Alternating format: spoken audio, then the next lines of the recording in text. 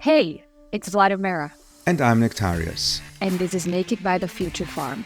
Join us as we strip entrepreneurship to its vulnerable core. Our guest today has been interested in the subject of entrepreneurship and mental well-being for more than 20 years. So we jumped at the opportunity to bombard a scientist with all our questions. Ute Stephan is a professor at King's College London, focusing on entrepreneurial motivation and well-being, the relationships between culture, institutions, and entrepreneurship, with a background in organizational psychology. We explore the tension between the light and the dark side of entrepreneurship, and a fascinating paradox that Ute has identified in her work. You can be happy and thriving in your work and feel stressed at the same time. The data shows that physiologically entrepreneurs are more stressed, and stress is a silent killer.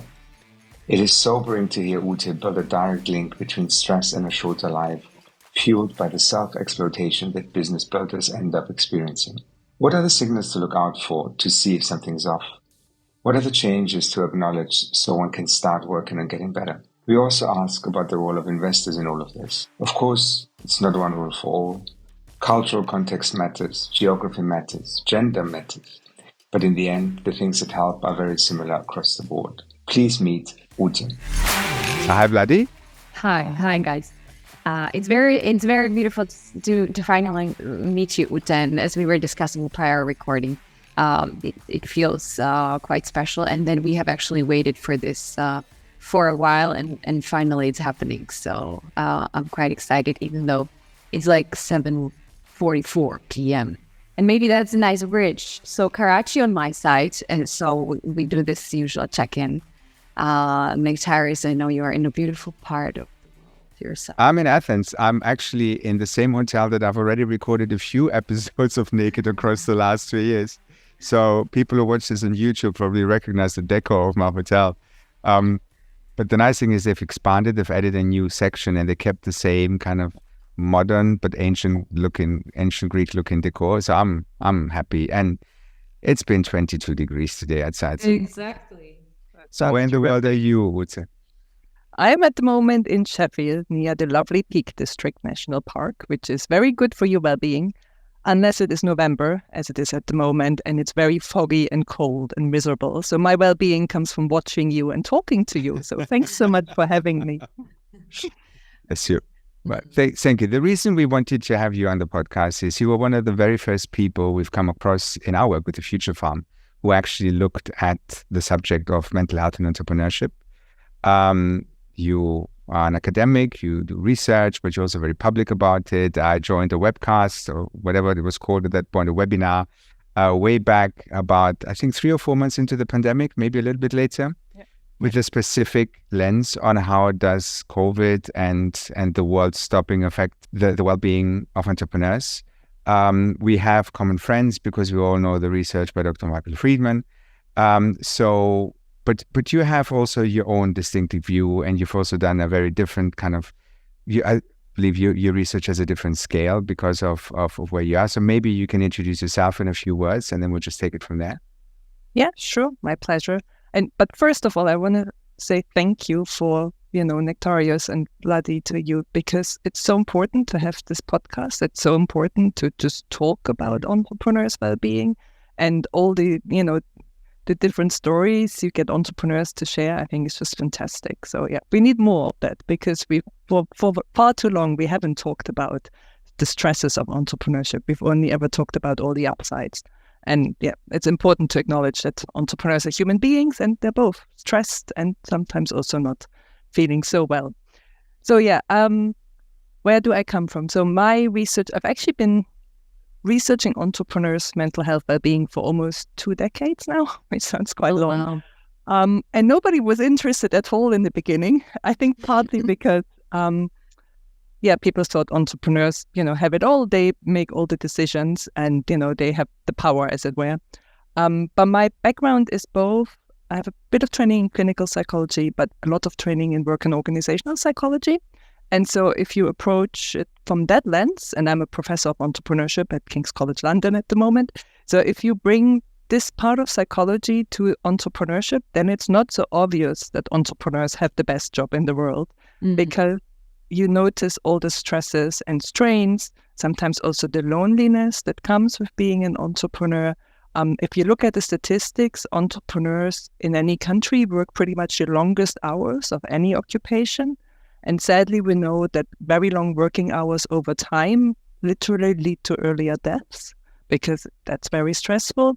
So there is a lot of hidden stresses and strains in entrepreneurship that we don't often talk about, and which lead us to think, well, there's both a lot of good things in being an entrepreneur. So I don't want to discard those. It's a great job, but you need to be mindful of the stresses that come with being an entrepreneur as well. Mm. And what led to you actually those 2 decades ago? By the way, impressive. I can just start to relate to what it felt like when you were trying to sort of socialize it with people at that time. It feels pioneering. But so what led you actually to start digging deeper and go into the research of entrepreneurial well-being? That's a good question. I think it was a bit of coincidence. So grabbing opportunities that came my way because somebody, actually clinical psychologists I worked with had a great data set, the German General Health Survey. And that's basically a broad brush of the entire German population, kind of medical health data, but also psychiatric interviews, so kind of proper mental health diagnosis. And we looked at that, and we looked a bit at the entrepreneurs who were established. And intriguingly, they were actually healthier. But it seems by the time you're established, probably you're losing a lot of people on the way. So the first entry was opportunity in terms of data-driven, but it was also a personal interest in thinking, we're talking so much in work and organizational psychology about the employees, and there we have a massive amount of insight and data. We know that happy employees make for more productive workers. They ultimately benefit the company.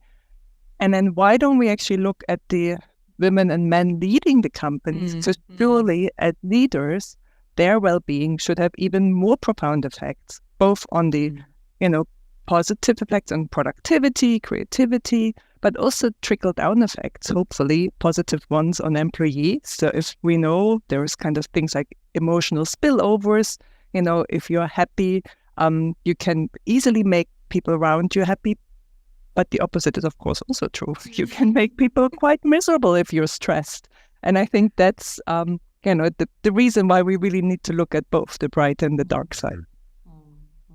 I just smiled because, sorry, I was just like, I smiled because what you said so like resonates highly in terms of like a real life experiences, especially about the cascading and emotional spillovers. I'm sure that people can relate to that. There has been recently a survey by Sifted where they were looking at the happiness of startup employees. Interestingly enough, again, they didn't look at the happiness of the founders, but and I was quite intrigued because we all also have in our lives roles where we kind of advise startups, mentor startups, and the interesting thing is that very much like in the corporate world where people become managers just because they're good at their job but not necessarily have the right tools to manage teams. You see people who start a business because they have this idea or this thing that they want to solve, and suddenly they face themselves having to hire people and having to create culture without having any equipment to do this properly. And this is what leads to businesses where the employees in the startup are unhappy because nobody actually has taught the leaders what it means to build a business that cares about that, right? Sorry, as an aside, I have a feeling our conversation will be, let's just park this tangent and go back to the main road. But we've already started establishing certain terminology, and you talk about the light and the bright side, right? One of the reasons we've founded the Future Farm is there's enough talk about the bright side, and sometimes the bright side is been illuminated in particularly beautiful lights. And we really want to get away from that. It's okay. We've acknowledged there is a bright side that attracts people. But it would be interesting to hear from you what actually this dark side means. What are the manifestations of, or what is your definition of well-being or the lack of it in the entrepreneurial world? Yep. So that's a great question. And I have to backtrack a little bit. I'm trying not to be too technical, but I think we've come to understand that feeling stressed and ill-being isn't quite the same as well-being. And so that leads to this paradoxical situation that you can feel happy and thriving in your work, but at the same time also be stressed and feel these stresses in terms of that they're taking a toll on you. And I think that's really important to recognize that you can have both at the same time, even that sounds paradoxical. And in a sense, it is paradoxical because often it's, the happier are, the less stressed you are. But in entrepreneurship in particular, because you tend to get people into entrepreneurship that are very achievement motivated, right? You set yourself very high goals, and then you get others to buy into these high goals, which then push you further to even, keep going for these very high goals.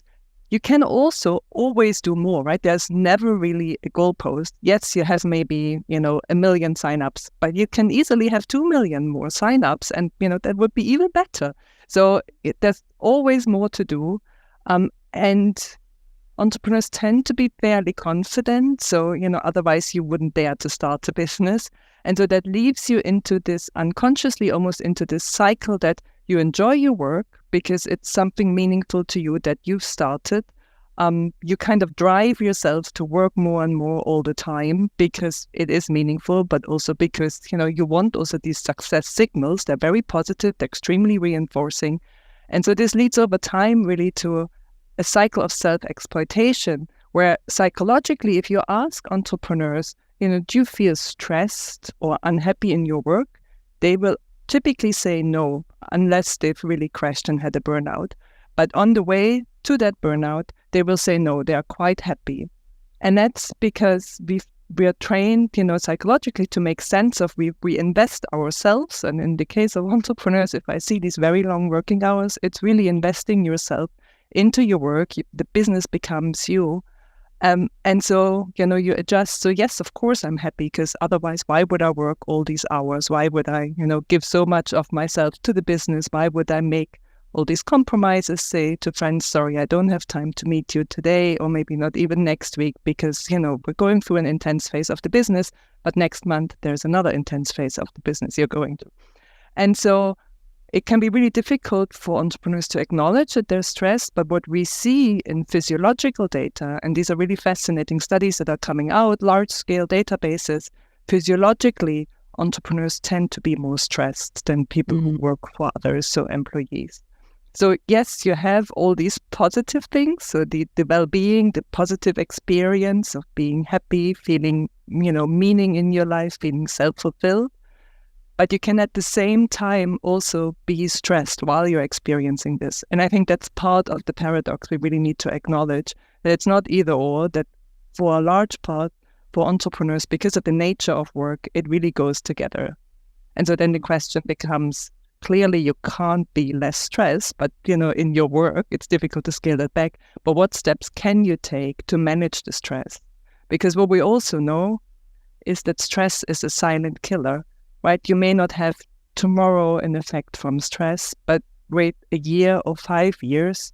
We literally know from longitudinal studies that people who have a high level of stress in their life die earlier.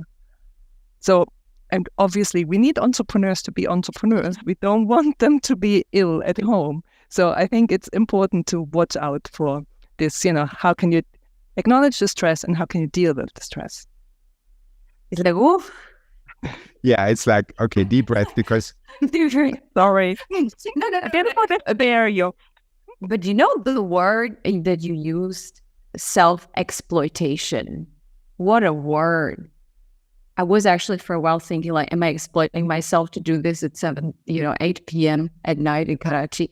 But, not to just apply everything, but I think that it's going to happen. Like, I feel like I'm applying nearly everything that you were saying on myself, and it's like driving and the entire, how is it possible there is such a big disconnect from, let's say, if I'm using my example, so I feel fulfilled and content and happy to some extent, right? Consciously or emotionally. And then physiologically, my body is going through stressful experience.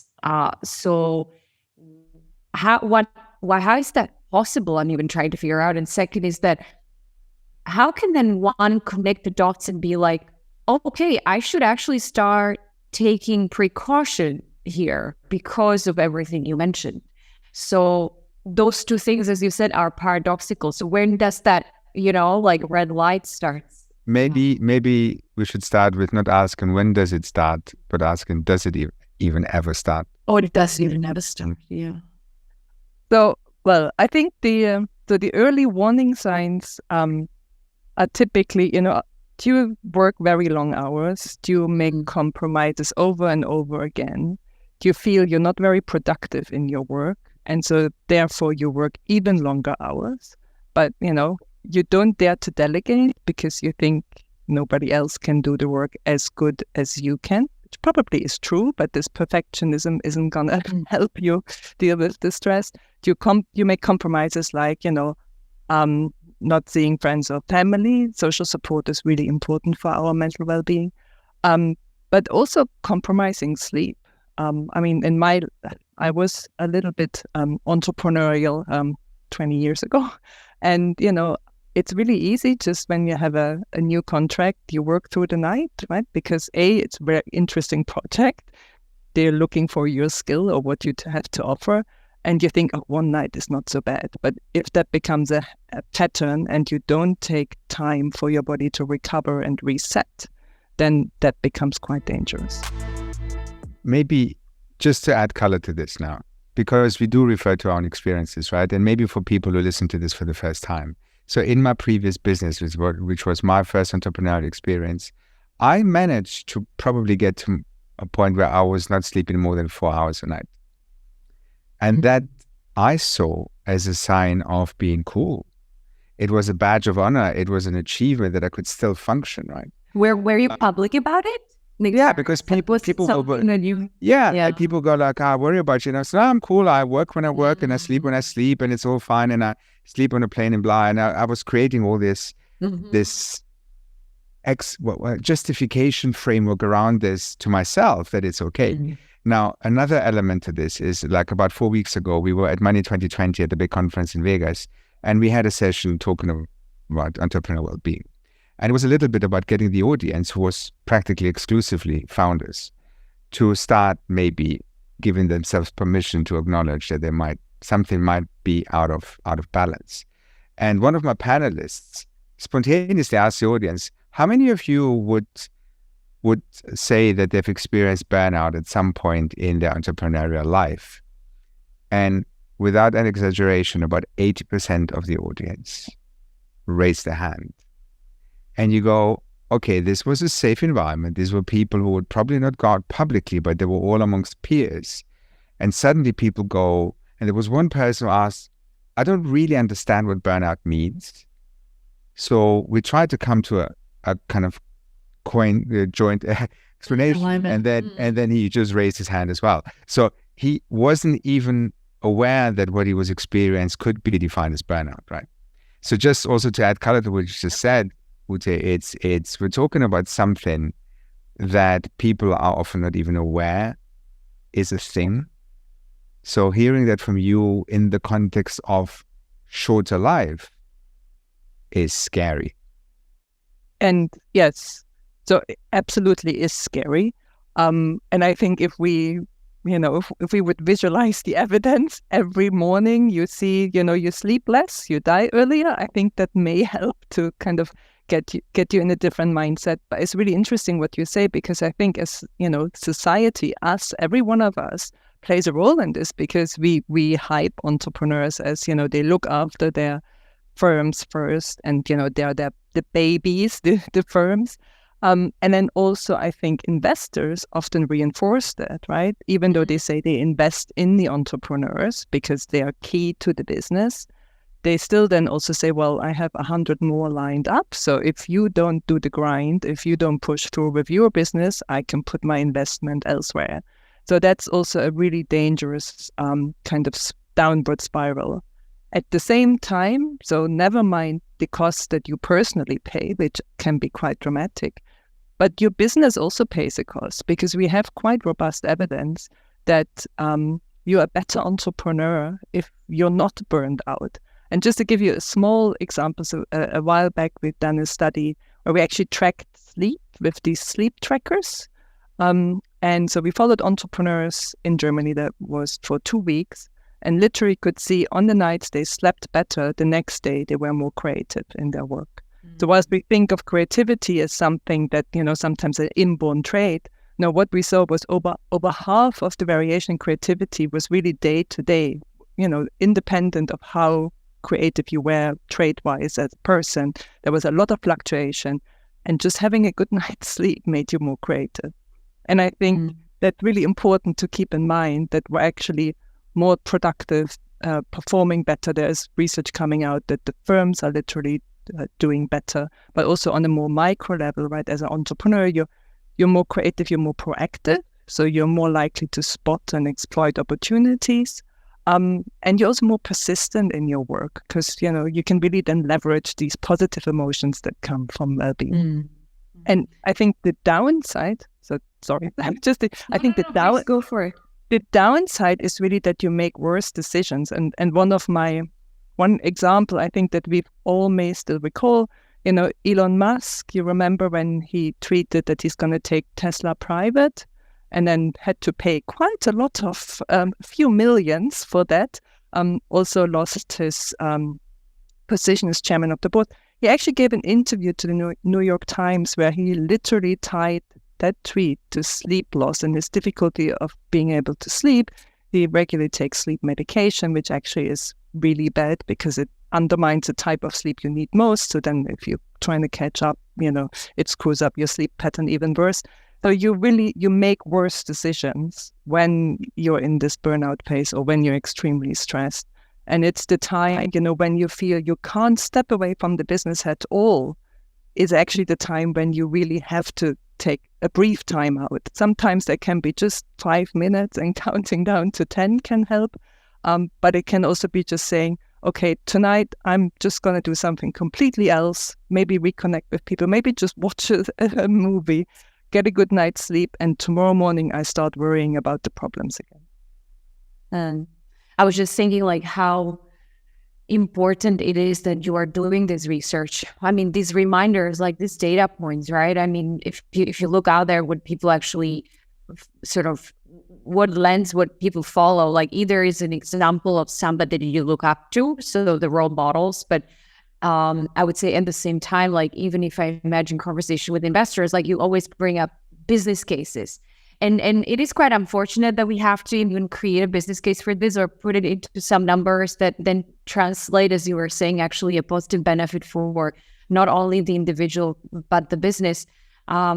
But it felt very important because tying it back, Nektarios, to what you said, is that there is still so much of unawareness even about what we are experiencing and then the consequences and all of it it's quite complex. So yeah, I mean, just frankly, thank you. I mean, it's super important. It's quite scary, as Nektarios said, but it's essential that this work is happening, and hopefully more and more of it will be public and shared with the world in different forms. At the beginning, we did talk a little bit about the differences that different type of entrepreneurs might be experiencing.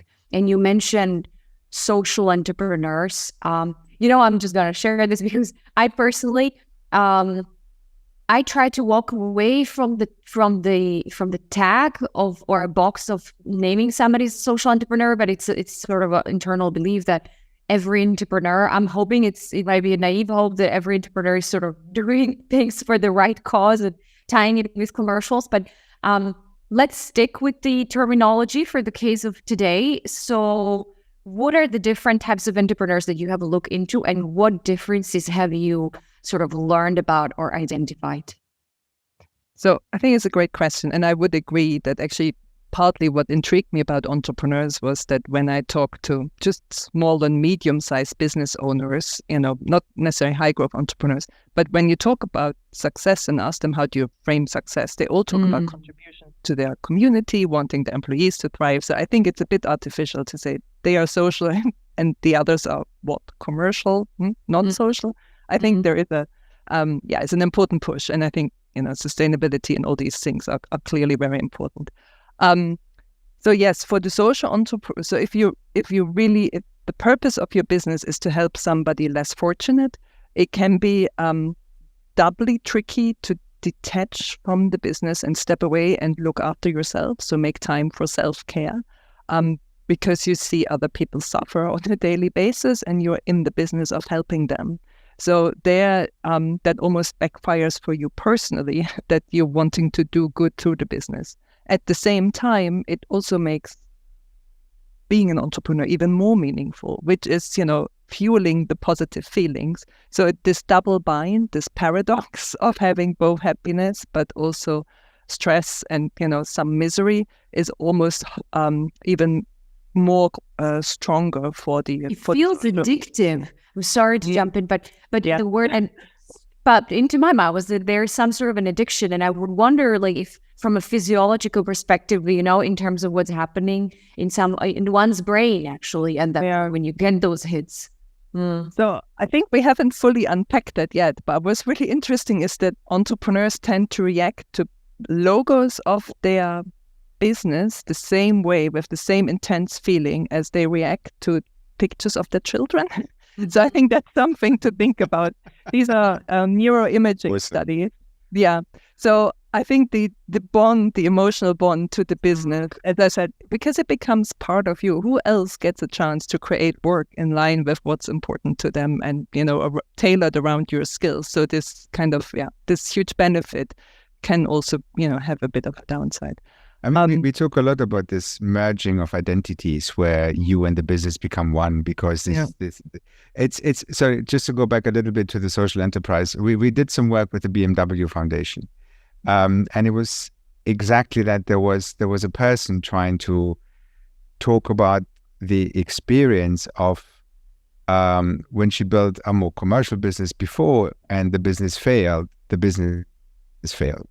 But now worrying that if her social enterprise fails, she failed all the people who depend on the success of this business for their better life. So it was like a double whammy of stress, but there was no acknowledgement of the double whammy of the positive feelings. It was all this weight on somebody's shoulders of, you're not doing this for yourself, but of course we can start digging deeper, and there's a lot of other kind of intrinsic and extrinsic motivations to build a business, and what defines a person who actually starts building this social enterprise and takes upon that kind of mission, cosmic mission, as one of our founders on the podcast called it, upon themselves to do something for the world, right?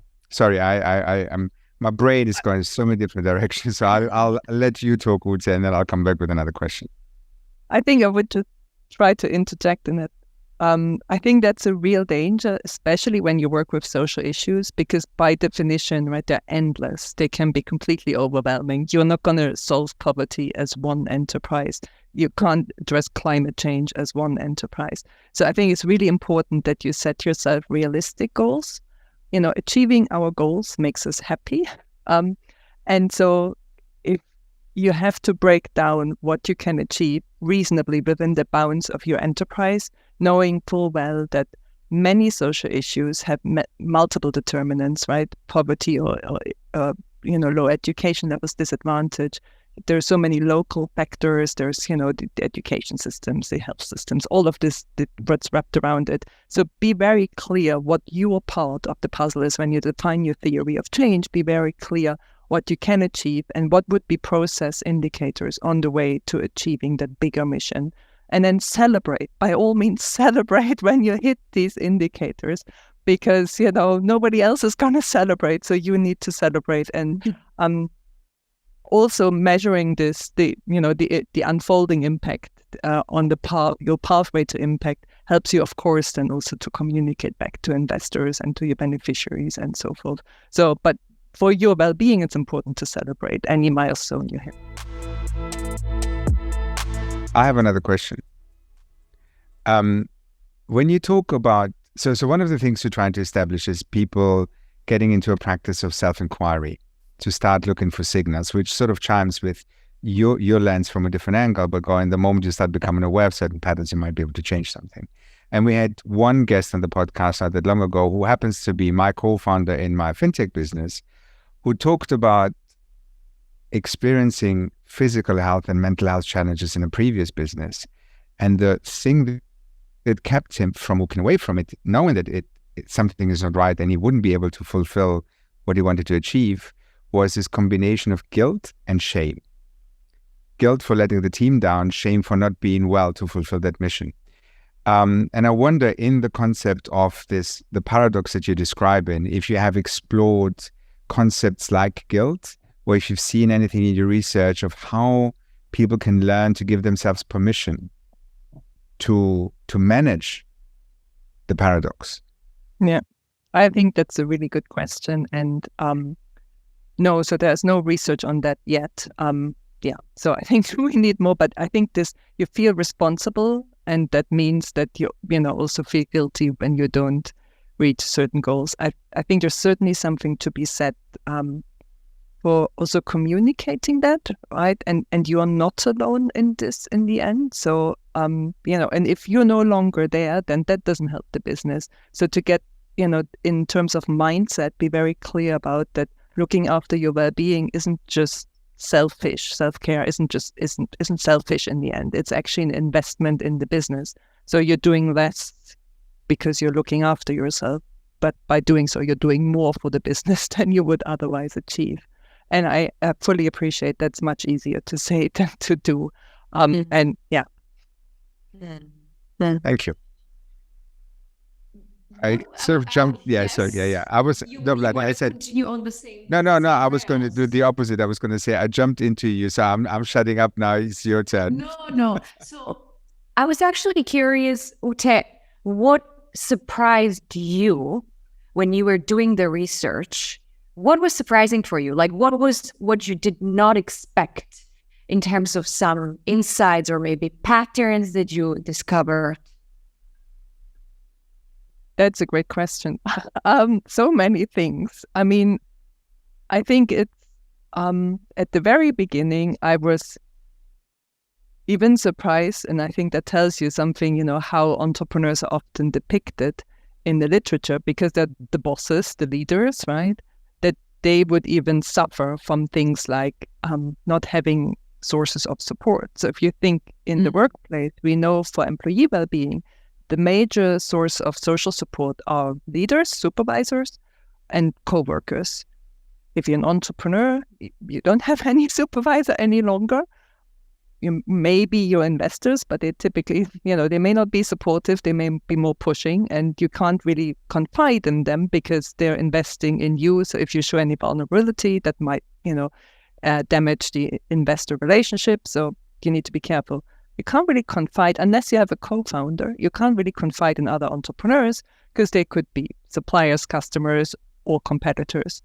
And you can't really confide in employees either, because you're supposed to be the one leading the charge.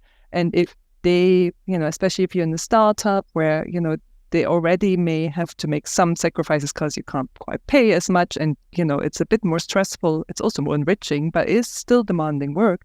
You then don't want to give a signal away that, you're not doing, you're not feeling well today, and that they may get scared and think, maybe I should look for a different job. Maybe this job isn't as secure. And that then means often the private network. So if, the life partner might be the one, but we see in data that actually they get tired at some point as well of hearing the same story over and over. And you also get worried, right? Because clearly, if it's your life partner, then also what happens in the business, debts or returns also impacts them. So, you may also start worrying them. So it's really quite tricky to be happy, I think, as an entrepreneur in some weird way, because you have a very stressful job and you need to work quite hard at creating this support network, new sources of social support. And so I'd be curious what your experiences are so far. The research tells us having a co-founder is great, even if it comes with some occasional conflicts. If you can work those out over the longer term, that seems to be certainly an important source of support. And maybe also segmenting. So my colleague, Andriana Drencheva, has done really interesting research on even how you ask for help and who you ask what for help, right? That you don't overburden particular individuals. But, you just go home maybe and say, I had a bad day. I just want you to listen today. No need to come up with solutions, but, just listen to me moan for an hour and then I'll be better. And then tomorrow you may ask a trusted business partner for more hands-on advice because you've offloaded the emotional pain, so to speak. It made me think that requires pretty high level of self-awareness, though. Being even able to sort of distinguish, like, okay, I'm going there. This is where my box for this, and that's the sort of shelf in that and stuff. You learn on the way as well. I think you learn on the way. I guess so. I mean, and especially if you want to sort of stay in the business of being in the business, right? And one needs to survive also in a way. Yes. My husband had to learn, because I started my entrepreneurial life 6 months after we got together. So he doesn't know corporate me. He only knows entrepreneurial me. And with time, as we got to know each other, he knows that when I come home and I start talking, because I just start talking, that somebody will go, is this a conversation where you want me just to listen, or are you expecting feedback? So, but the self-awareness didn't actually come from me. It was him not really knowing how to respond to my need to talk. And sometimes there would be a conflict coming out of this, and I'll go, shush, I don't want advice. But yeah, so it's just to add some color to what you just said again, because it's really important. This is something you can actually practice. It's something where you can go into a conversation just with that moment of, what do I want to get out of this? And even signpost it, right? Because normally when you're asking for help, you go, hey, actually, I need your advice, or I need your help. But with your partner, you don't do that. You just go, blah. And it's really easy to go into the advice giving role, because that's much less painful as the, I feel your pain role, where you basically need to absorb somebody else's negative emotions. But I have very similar conversations with my partner. This is just feel my pain, no advice needed. So I think this is... But it sounds beautifully healthy. I was thinking about Nadim, who is my life partner, and I actually wanted to ask you, because Nadim is also my business partner and co-founder. So, have you looked in your research on the business partner life partner dynamic versus, let's say, non-partners, but co-founders or solo founders? So we tried to, but we didn't get very far, because it seems like entrepreneurs are busy, but then to get the other half who is equally busy to come into a research study, and I completely understand that. Yeah. So I'm going to sign you up, Vladi, if you're willing. I'm offered you, so sign me up, please. But on a serious note, we try to raise awareness about it. I mean, we are just starting, but it is something that is quite important to both of us. And the reason for it is that as we were already business partners, and only later on we sort of became publicly sort of sharing that we are also life partners. And there is some stigma around this. So especially when it came to our conversation with investors. So it was interesting dynamic, because before we actually started to sharing today, and we are in the fundraising period even right now, and we are both pitching together. So we are the combo. So how we sort of run the conversation is that very early on, in the very first, I would say the first fifth of the conversation, we always say, so who we are, and we are also life partners. Actually, the reactions, which was to us, positive surprise, are actually positive. So whether they reveal or not reveal what they are thinking in the back, whether this is risky or not, they don't share in the investors, but the reactions are positive.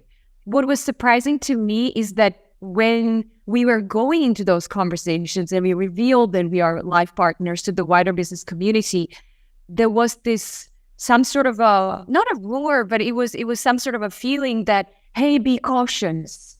It's risky. Investors will freak out, and it was quite different from the reality that we are experiencing. But all in all, I think what I'm trying to say is that it is a pretty unique space as well. I think I would absolutely be keen to be part of research, because I think being life partner, business partner, it's nearly like a subset that should be studied. And what are the tricks?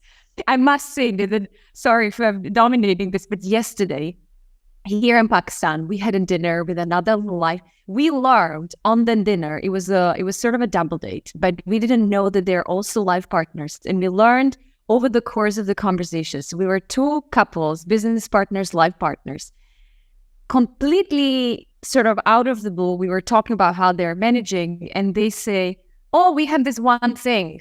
We have numerous WhatsApp groups. And we looked at each other with Nadim and we were like, are you kidding? Like that was one of the critical sort of tools or practices that we implemented. So we have one for work, one for sort of Nadim's lovey-dovey, and one which is sort of random. So it's usually his jokes, which I don't read. But that helped massively just to have that sharp clarity. And in some way, it's probably similar to what you were saying. So maybe a nice bridge to actually ask you, what kind of practices and tools have you observed, learned about, are the things that entrepreneurs either can do or are doing some of them in order to preserve or sort of nurture our well-being?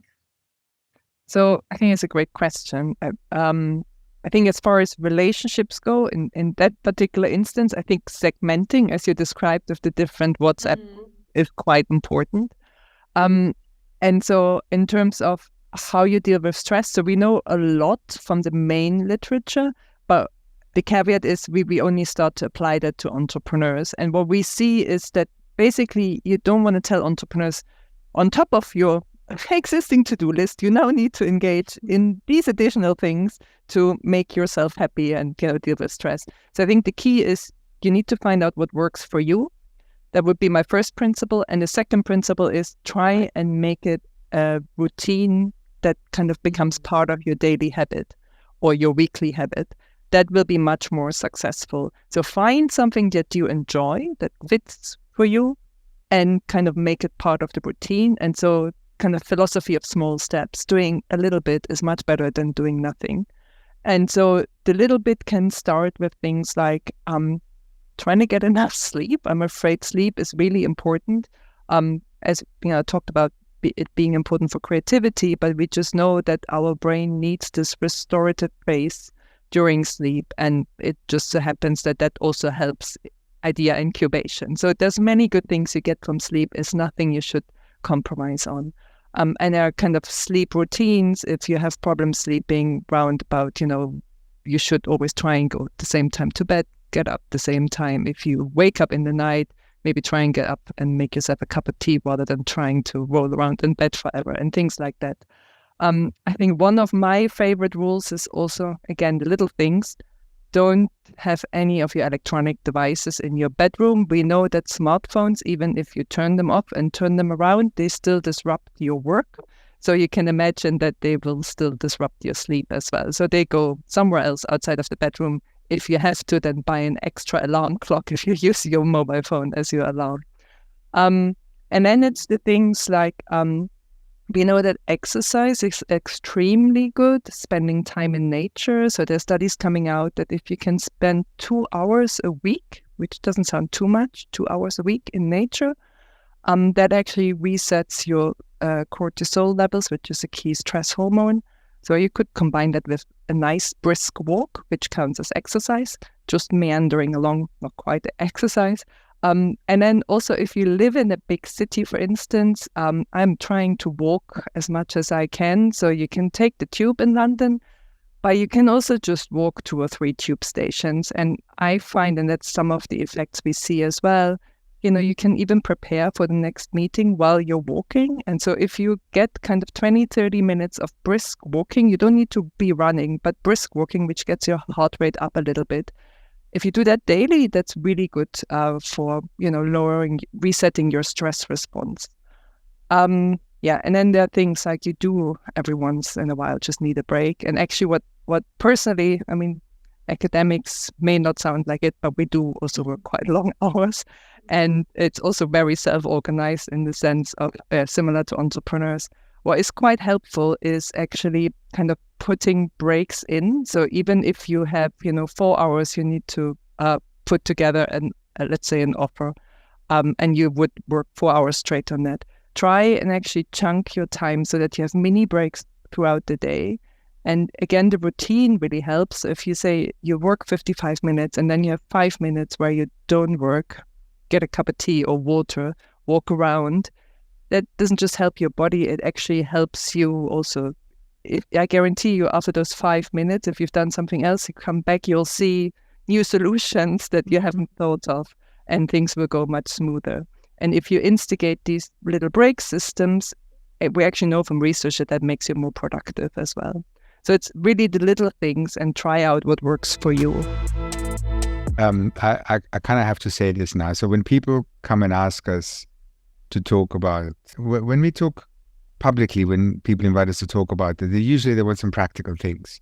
And I've got into this habit of saying, if there's 3 things you walk away from this, it's 3 S's: self-inquiry, it's sharing, and it's small steps. So you just put it all on the table, but with a scientific grounding. So I'm super happy that the things that we've learned over the last 3 years from different people is like coming all beautifully together, all with the goal of giving people something, but hopefully also the permission to go, I need to do this for myself. I have a question, though, that is a little bit more for the first-time founders.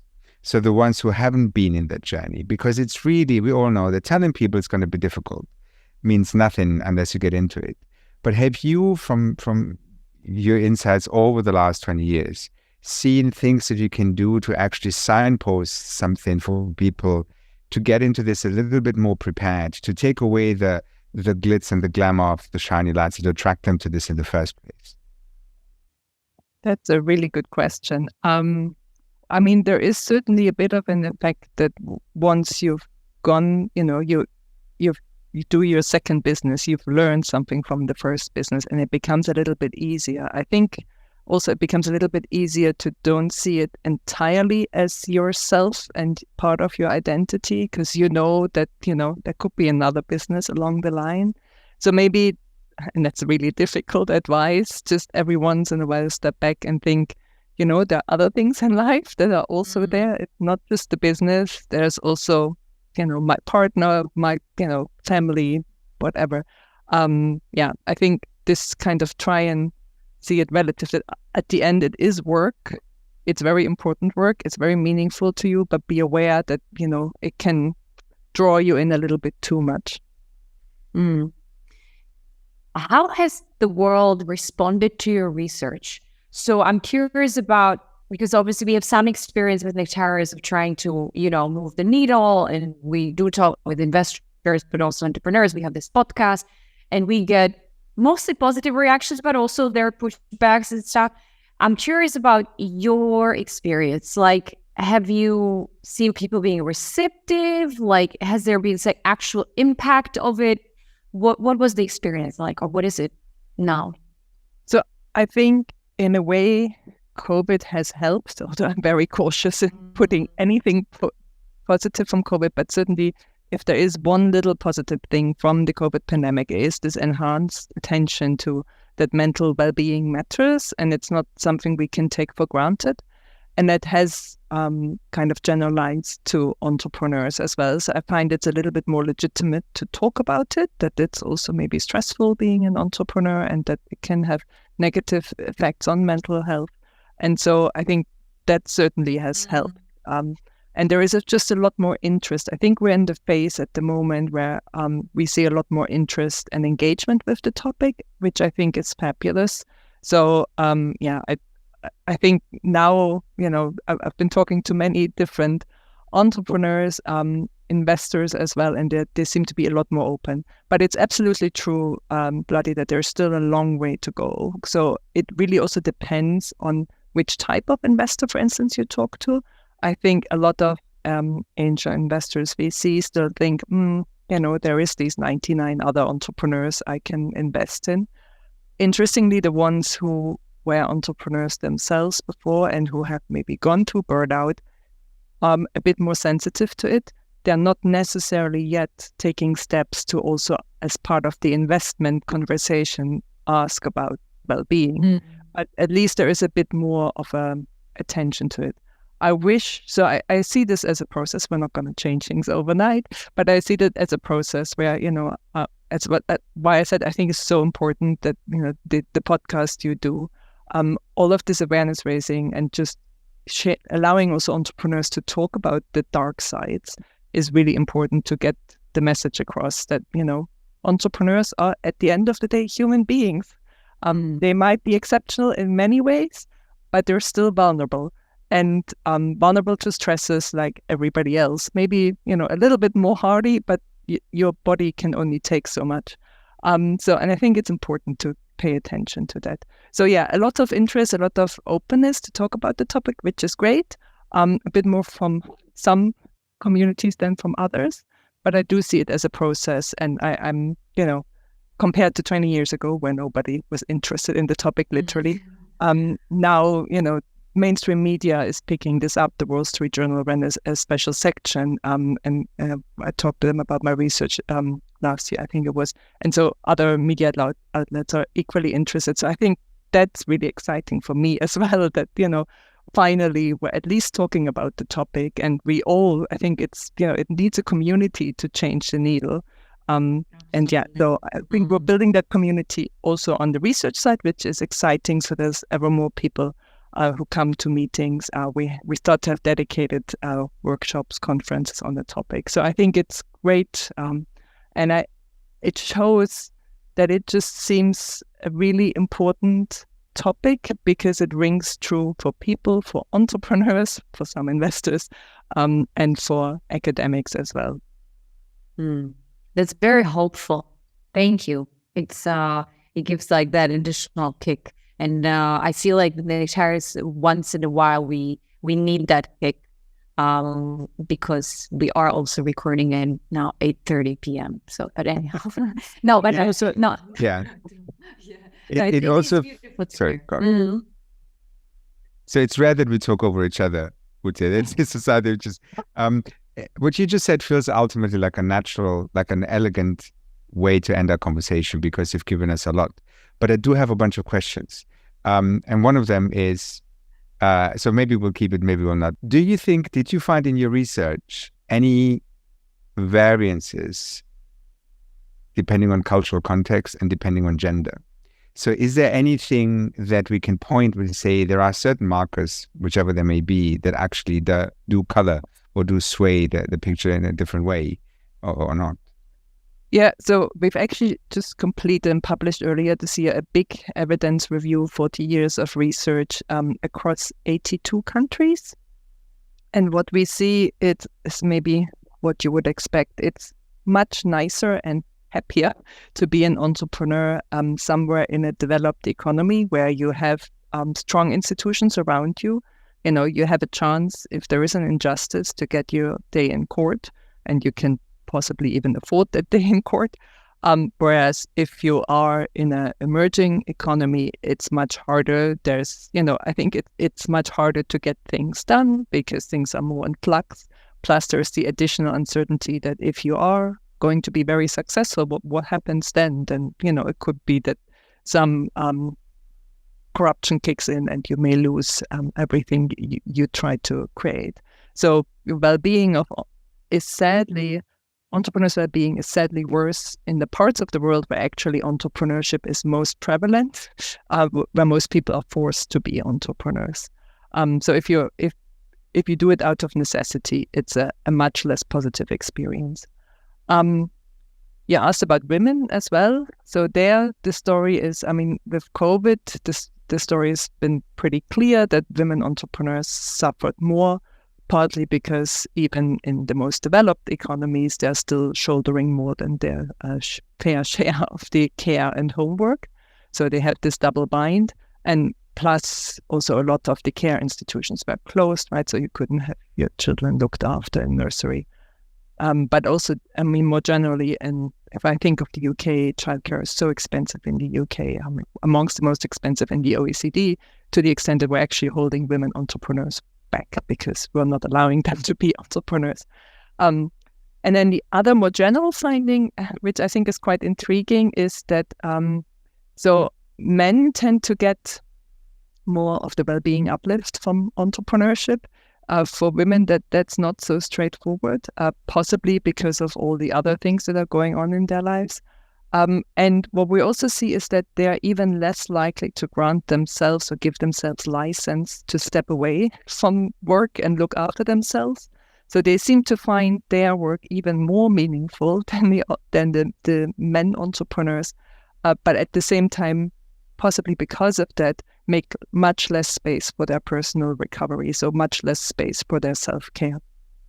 And I think that's something to look out for. And if you're a woman entrepreneur, it's okay to, look after yourself. And indeed, it's essential for everybody, but especially for women who seem to think, no, they can't, they need to do this chore and that chore. And maybe some chores can wait. I was thinking, where does that leave me? I'm in the emerging market, being the woman, obviously, I'm also, not joking, half joking, because that's the paradox. It's something you talk about in the beginning, because immediately I was thinking, I'm going to say this, but then, I started thinking about all the other women, Pakistani actually women who I know are entrepreneurs, and I know that they are actually experiencing much more challenging conditions than me being a white woman in Pakistan. So it gets complicated. But, when you were describing and actually what are some of the tools and practices that helps, and you actually talk about some of the things that I absolutely love, which is the walking and get out there and spend 2 hours in the nature. And I was just thinking, frankly, it's difficult. We are living in a city like Karachi where you can barely breathe a clean air. There's very little of nature, and safety and security doesn't really allow you to walk. So it made me think, and this is not in a self-pity way, but it made me think about that. You are absolutely right there. I think that awareness of that there's so much of conditioning and other layers that are related to the other factors of who you are, where you are. Some related to our identities, and the other to the environments and ecosystems that within which we operate. I mean, that feels like a massive factor that even if you personally want to work on it, you might need to work on it 10 times more. I think there is a role to play. There's implications from all of this for support organizations, for accelerators, how they could support women entrepreneurs in particular. I guess it's about awareness raising, but also maybe hands-on support that can be given.